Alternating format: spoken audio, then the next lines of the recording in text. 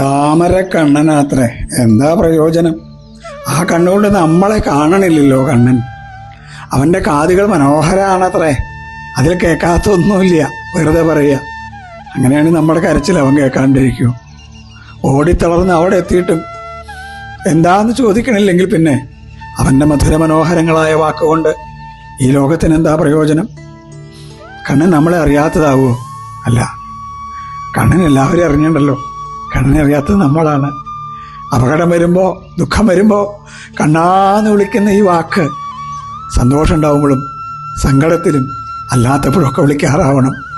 ലോകത്തിലെ വർണ്ണക്കാഴ്ചകൾ കാണാൻ കൊതിക്കുന്ന ഈ കണ്ണ് ഇടയിൽ എപ്പോഴെങ്കിലും എൻ്റെ കണ്ണൻ എവിടെയാണെന്ന് അന്വേഷിക്കണം. കാതുകളിൽ മനോഹരങ്ങളായ ഗാനങ്ങൾ നിറയുമ്പോൾ ആ ഗാനങ്ങൾക്ക് അപ്പുറത്ത് അതെൻ്റെ കണ്ണൻ്റെയാണോ എന്ന് തിരയാൻ ആ കാതുകൾക്കാവണം. അങ്ങനെയാവുമ്പോൾ കണ്ണൻ എപ്പോഴും നമ്മളെ തന്നെ കാണും. കണ്ണൻ നമ്മുടെ കൂടെ ഉണ്ടാവും.